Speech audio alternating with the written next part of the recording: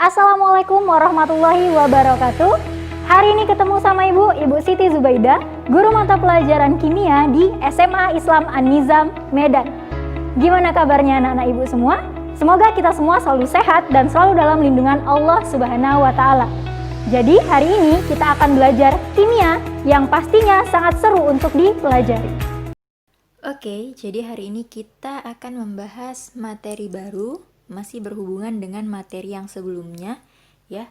Kalau di pertemuan sebelumnya, ini kan kita membahas tentang sistem periodik unsur, terus juga kita udah membahas tentang cara penentuan sistem periodik unsur, ya kan? Cara penentuan letak dari suatu atom dalam sistem periodik unsur. Periodenya periode berapa, golongannya golongan berapa gitu ya. Nah, hari ini yang mau kita bahas ini adalah sifat-sifat sistem periodik atau sifat-sifat keperiodikan suatu unsur.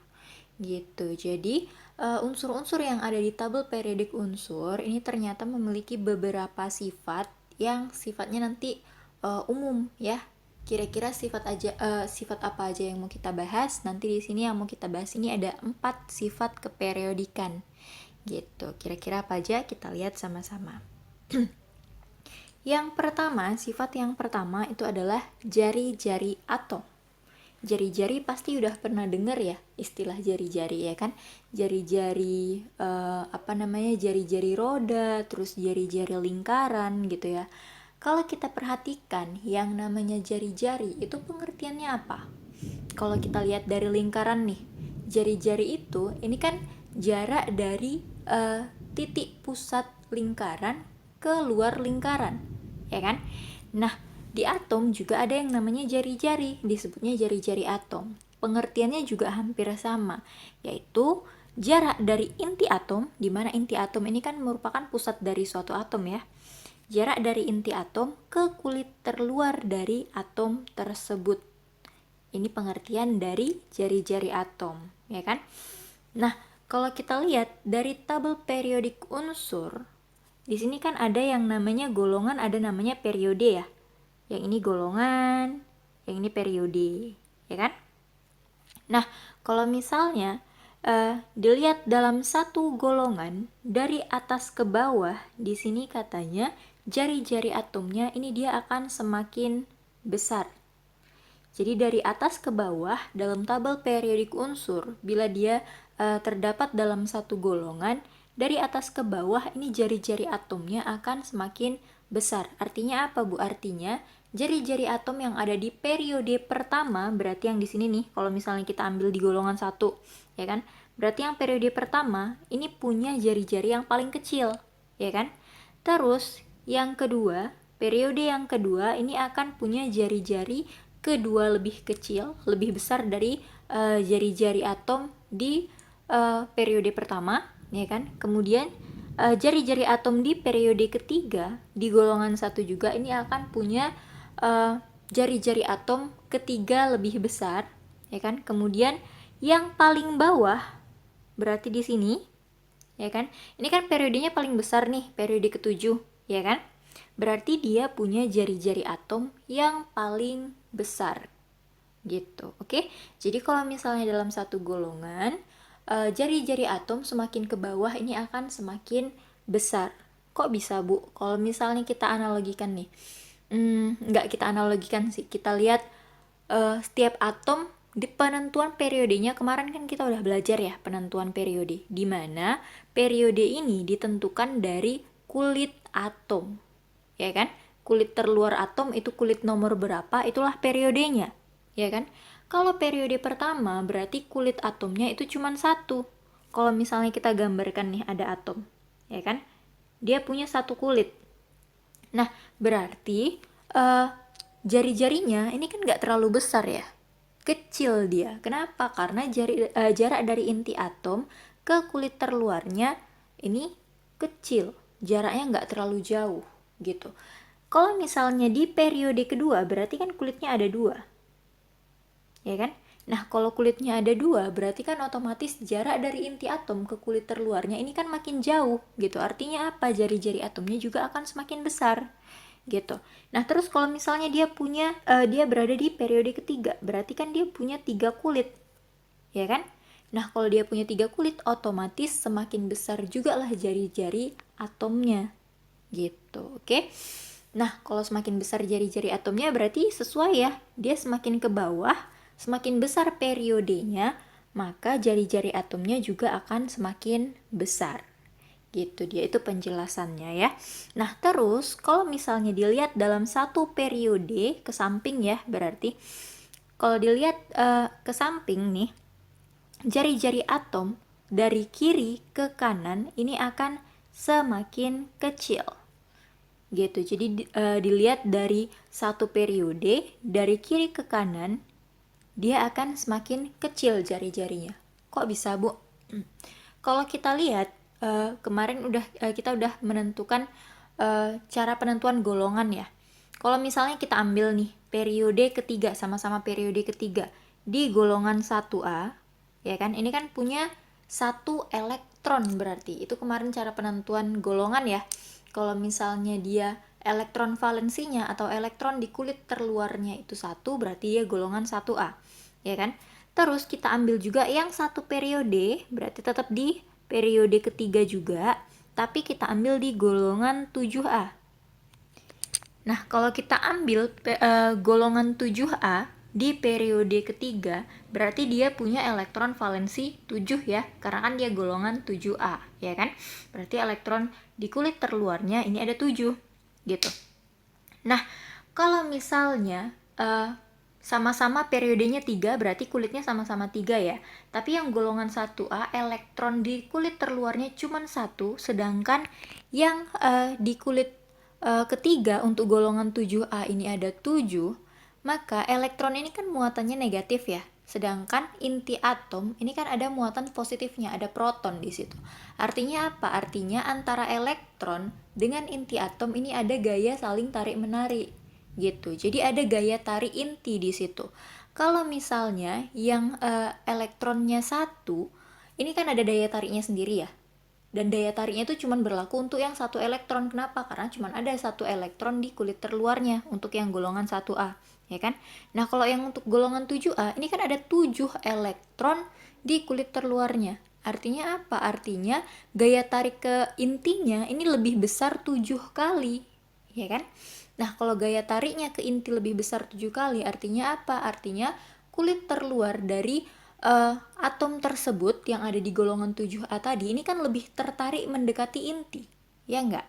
Nah, kalau dia lebih tertarik mendekati inti, secara otomatis jarak dari inti atom ke kulit terluarnya yang ada 7 elektronnya tadi, ini kan dia jadi lebih dekat daripada yang cuman punya 1 elektron.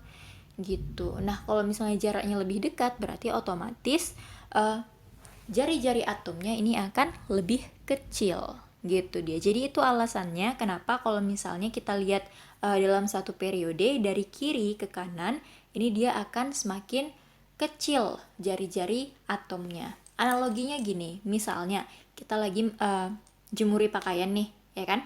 Nah, waktu kita jemuri pakaian, kita letakkan di jemuran yang tingginya sama, ya kan? Jemuran yang satu ini kita letakkan satu baju, kan dia jadi agak tertarik ke bawah ya kan?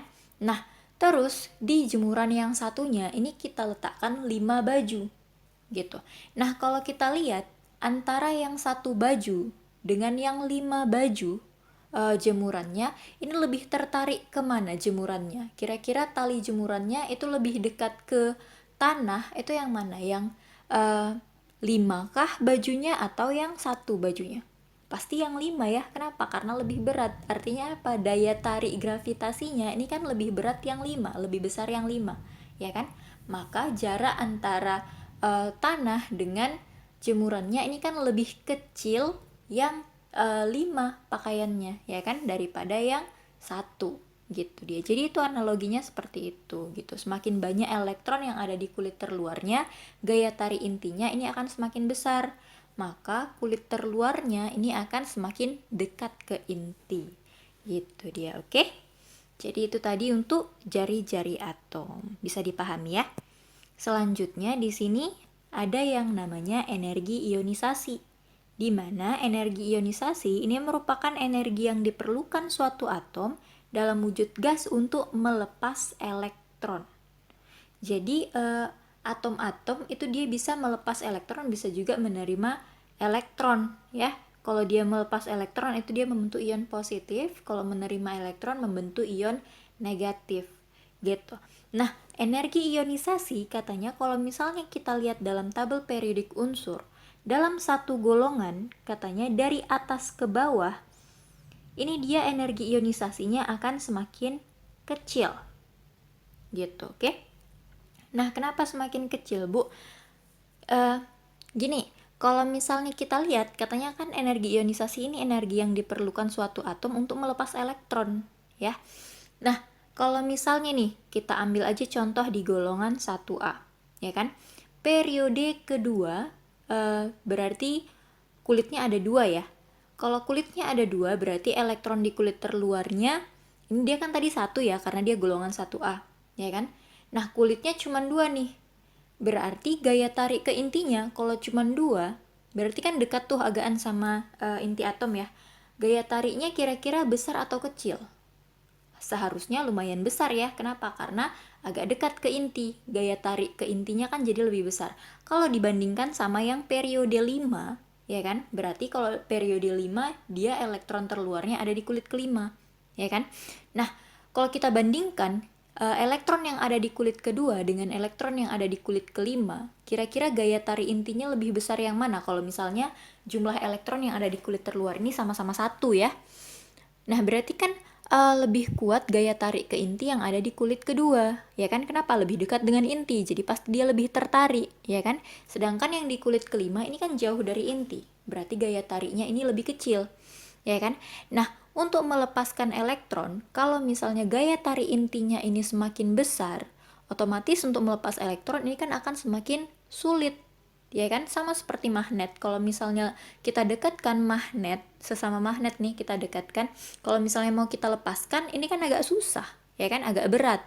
Sedangkan kalau misalnya agak jauh, sesama magnet ini kita dekatkan, nggak terlalu dekat gitu kan, agak berjarak, kalau mau kita lepaskan magnetnya ini kan gampang, ya kan? Sama kayak gitu juga.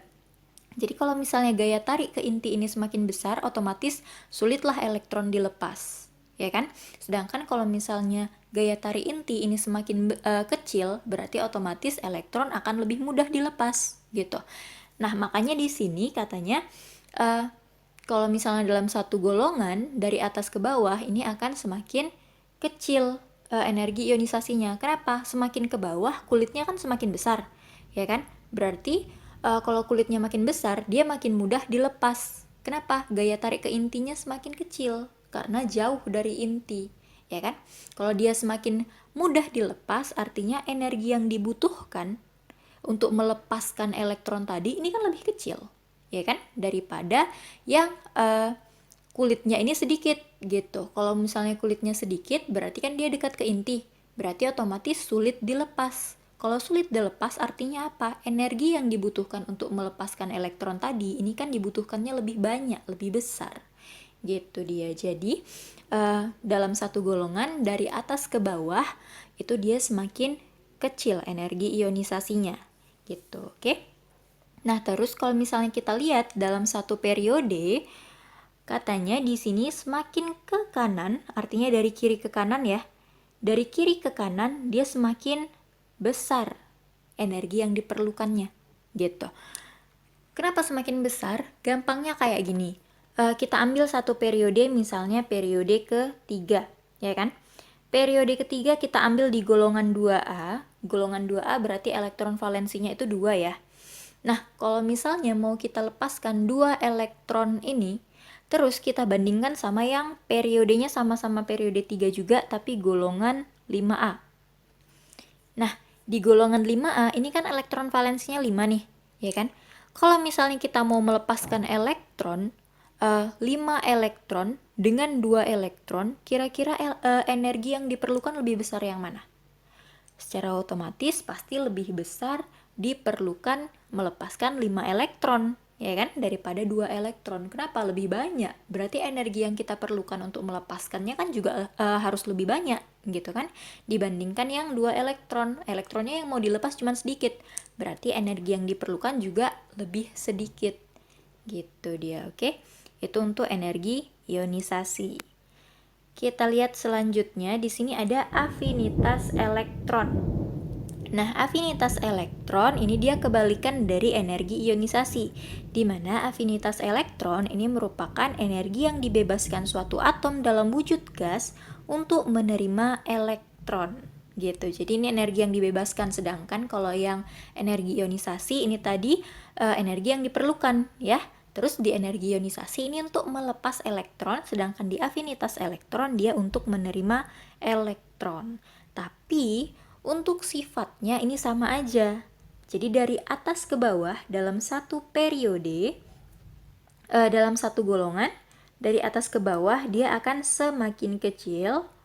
Sedangkan kalau misalnya kita lihat dari kiri ke kanan dalam satu periode, dia akan semakin besar. Jadi sebenarnya kalau sifatnya secara umum sama aja ya, sama energi ionisasi, tapi bedanya di sini pengertiannya. Kalau misalnya yang di energi ionisasi itu adalah energi yang dibutuhkan terus untuk melepaskan elektron, sedangkan kalau di afinitas elektron ini energi yang dibebaskan untuk menerima elektron gitu. Jadi kayak yang udah Ibu singgung sebelumnya ya, kalau misalnya atom itu dia bisa melepaskan elektron dan membentuk ion positif, bisa juga menerima elektron dan membentuk ion negatif gitu dia. Oke, selanjutnya di sini yang mau kita bahas yang terakhir itu adalah elektronegativitas, di mana elektronegativitas ini merupakan kecenderungan suatu atom untuk menarik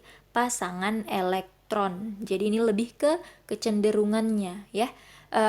Mudah atau enggak kira-kira dia ini menangkap pasangan elektron dari atom lain kayak gitu. Jadi itu elektronegativitas. Nah, besarnya elektronegativitas ini juga sama-sama afinitas elektron, sama-sama energi ionisasi gitu. Dimana kalau dia semakin ke bawah nih, kalau kita lihat dalam satu golongan dari atas ke bawah dia akan semakin kecil gitu. Sedangkan dalam satu periode dari kiri ke kanan dia akan semakin besar. Ini dia. Oke. Jadi secara umum dia sama aja sama yang afinitas elektron maupun energi ionisasi. Tapi bedanya afinitas elektron dan energi ionisasi ini dia berupa energi, sedangkan elektronegativitas ini merupakan kecenderungan gitu. Jadi dia kecenderungan suatu atom untuk menarik pasangan elektron. Kadar mudah atau susahnya lah kira-kira dari suatu atom ini untuk menarik pasangan elektron, itulah dia elektronegativitas gitu. Tapi kalau sifatnya secara umum sama-sama energi ionisasi sama afinitas elektron gitu. Kalau misalnya dalam satu golongan dari atas ke bawah dia semakin kecil, kalau misalnya dalam satu periode dari kiri ke kanan dia akan semakin besar gitu dia. Oke. Jadi bisa disimpulkan ya dari sini kalau misalnya kita lihat dari 4 sifat-sifat keperiodikan ini, yang beda itu cuma satu, yaitu jari-jari atom, ya kan? Dimana jari-jari atom tadi kalau misalnya kita lihat dari atas ke bawah dia akan semakin besar, terus kalau kita lihat dalam satu periode dari kiri ke kanan dia akan semakin kecil. Kebalikan dari 3 sifat keperiodikan yang lain, afinitas elektron, energi ionisasi, dan elektronegativitas, di mana yang 3 ini kalau kita lihat dalam satu golongan dari atas ke bawah dia akan semakin kecil, sedangkan dalam satu periode dari kiri ke kanan dia akan semakin besar gitu dia. Jadi itu tadi sifat-sifat keperiodikan bisa dipahami ya. Nah, untuk lebih mudah memahaminya lagi, di sini ada beberapa contoh. Ada contoh soal, satu contoh soal tapi ada 2 pertanyaannya gitu. Nah, di sini yang ditanya yang pertama, urutkanlah unsur-unsur berikut, ada Na, K, Si, C berdasarkan peningkatan energi ionisasinya. berdasarkan peningkatan energi ionisasinya. Kalau peningkatan katanya berarti yang kita urutkan itu ini dari yang rendah ke yang tinggi, ya kan? Karena peningkatan gitu. Nah, kalau diminta energi ionisasi harus kita ingat lagi tadi sifat-sifatnya. Oh, yang ditanya dulu di sini yang diminta itu ada Na, berarti kita tandain dulu Na. Terus juga K, kalium. Ini kalium. Terus Si. Di sini ada Si. Dan yang terakhir Cl. Di sini Cl. Ya kan? Jadi ini yang diminta. Nah, untuk mengerjakannya ini harus kita ingat sifat-sifat yang tadi gitu. Yang diminta kan di sini energi ionisasi ya. Kalau energi ionisasi tadi katanya dalam satu golongan dari atas ke bawah energi ionisasi ini dia akan semakin kecil. Ya kan? Sedangkan kalau dalam satu periode energi ionisasi ini dia akan semakin besar. Ini energi ionisasinya. Ya kan? Nah, kalau misalnya tadi katanya energi ionisasi dari atas ke bawah dia semakin kecil, dari kiri ke kanan semakin besar. Dari sini kan bisa kita lihat ya, mana yang paling kecil, mana yang paling besar. Ya kan? Kita lihat di sini, Na sama K ini dia berada dalam satu golongan. Ya kan? Terus katanya energi ionisasi dari atas ke bawah semakin kecil. Artinya unsur-unsur yang letaknya lebih di bawah ini kan pasti bakalan lebih kecil daripada unsur yang ada di atasnya. Kenapa? Karena semakin ke bawah semakin kecil katanya. Artinya K untuk yang A ya, K ini dia pasti lebih kecil energi ionisasinya daripada Na. Ya kan? Nah, terus kita lihat di sini katanya energi ionisasi kalau dilihat dari satu periode, di sini kita lihat Na, Si dan Cl ini dia terletak pada satu periode, ya kan? Dari kiri ke kanan katanya semakin besar. Artinya apa? Artinya unsur yang letaknya paling kanan itulah yang paling besar. Ya kan? Karena semakin ke kanan semakin besar. Terus unsur yang berada paling kiri itu yang paling kecil. Ya kan? Artinya kenapa paling kecil? Karena katanya dari kiri ke kanan kan semakin besar. Berarti yang paling kiri itu yang paling kecil, ya kan? Berarti di sini Na lah yang paling kecil, ya kan? Nah, terus setelah Na baru ada Si. Nah, Si pasti lebih besar dari Na, tapi lebih kecil dari Cl. Gitu. Kenapa? Karena si Cl yang letaknya paling kanan. Gitu dia, oke? Jadi urutannya berdasarkan peningkatan energi ionisasinya itu adalah K yang paling kecil, yang kedua Na, kemudian Si, baru yang paling besar adalah Cl. Gitu dia, oke? Nah, terus yang B, di sini yang ditanya sama ya, unsur-unsurnya sama Na, K, Si, dan Cl. Tapi disuruhnya berdasarkan peningkatan jari-jari atom. Nah, kalau jari-jari atom kan tadi beda ya. Kalau jari-jari atom, kalau dari atas ke bawah, dia semakin besar kebalikan dari ionisasi, energi ionisasi, afinitas elektron, terus ke elektronegatifan ya kan. Jadi dari atas ke bawah dia semakin besar dalam satu golongan. Terus kalau dalam satu periode, dari kiri ke kanan, dia semakin kecil kalau jari-jari atom gitu. Oke, berarti di sini yang pertama kita lihat sama ya, Na sama K ini dia dalam satu golongan, ya kan? Katanya dari atas ke bawah semakin besar. Artinya apa? Artinya unsur-unsur yang berada di bawah ini pasti lebih besar daripada unsur yang ada di atasnya. Ya kan? Karena semakin ke bawah semakin besar gitu. Berarti unsur yang di bawah lebih besar daripada unsur yang ada di atas, ya kan? Terus katanya dari kiri ke kanan dalam satu periode, Na satu periode dengan Si, terus satu periode juga dengan Cl, ya kan?